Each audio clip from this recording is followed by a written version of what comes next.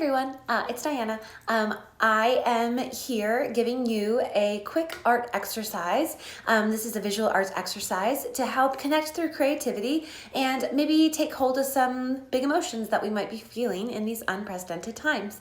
My background is in performance and stage. If you don't know me, I am a solo artist that uses comedy and character work to talk about mental health. So this actually is a visual arts exercise.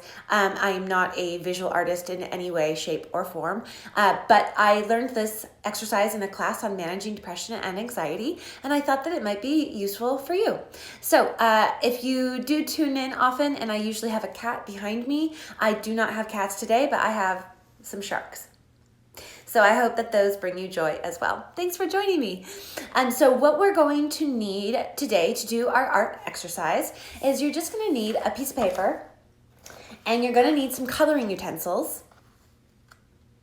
And you just want to draw your thoughts and emotions, your current thoughts and emotions, sitting here with me as if it were weather. So is it sunny in your inner world? Or maybe it's sunny, but there's gusts of wind that are 300 miles an hour. Maybe there are gentle breezes that are lovely and feel like butterfly kisses. There can be anything in your inner world, your weather world. You can draw a desert if you want. You can draw a lush rainforest garden. It's really whatever serves you to take hold of what you might be thinking and feeling in this moment. And just like with weather, emotions can change. They can also hold multiple contradictions at once. It's possible to feel happy, but also have a tinge of sadness too. It's possible to hold many different emotions, and it's possible to be really mad 1 second and then see something that's funny and laugh the next. So whatever ends up in your weather world, your inner world, this picture we're going to draw, just trust that that's what your self wanted to create. So this is an opportunity for us to connect with our creative selves and with our inner children, but it is also something that you can do with children as well.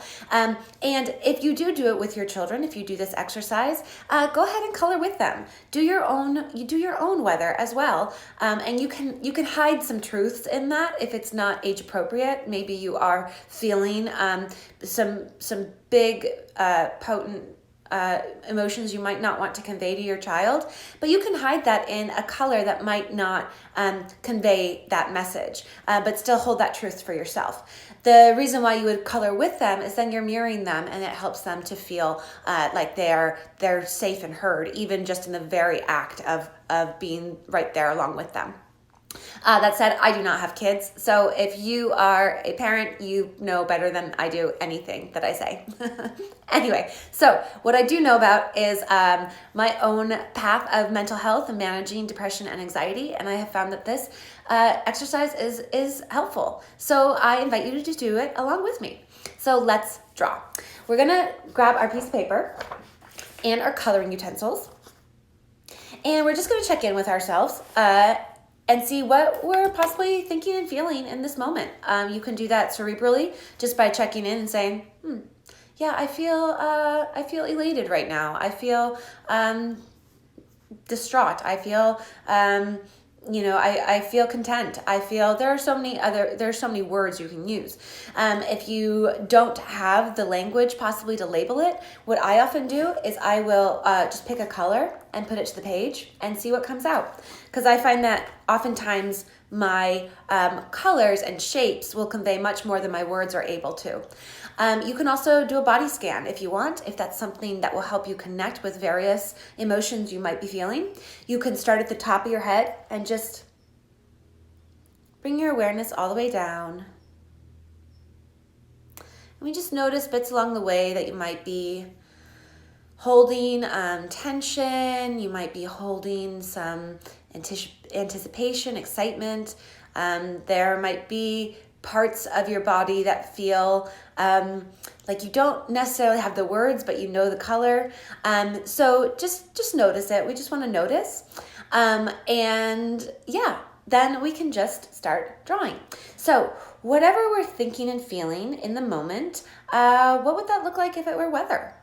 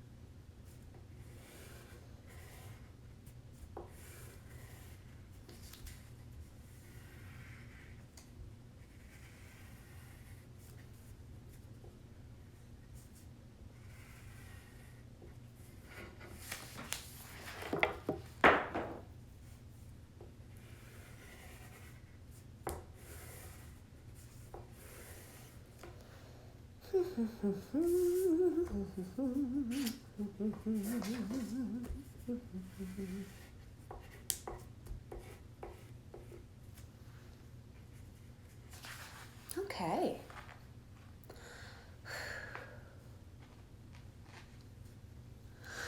So if you want, you can take as long as you can, or as long as you'd like to with your picture. It might be that you end up doing your picture in, 20 seconds. It might be that it's something that you want to sit with and then add to as the day goes on.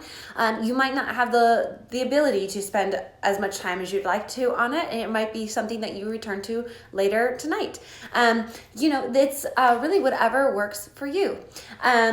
So I will show you what I drew. Interesting to me, I dropped it. I don't know where it went. I only used one color that I have since lost, but it was really interesting to me, the path of what I ended up drawing. If you see, it's actually, I don't know if you can tell, but it's a light pink.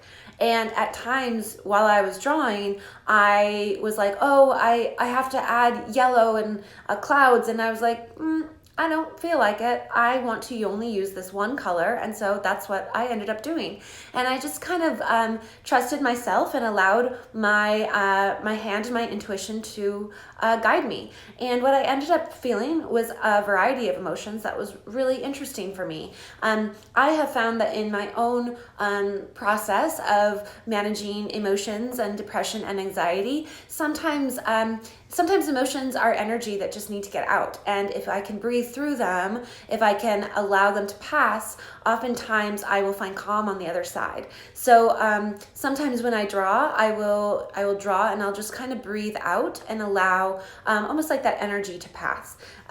If we attach it to thoughts, sometimes the thoughts can keep us trapped in the emotions. But I have found that breath is really, really powerful to help, pass them along, pass those emotions along. And actually, in classes I've taken on managing depression and anxiety, breath actually does have a neuroscience. It calms the brain down because it takes us out of our emotional portion of our brain. So, but that, of course, again, I am not a neuroscientist, so read up on it. Anyway, but look, I do have these sharks. Look, hey, I have something. Anyway, so this is what I drew today.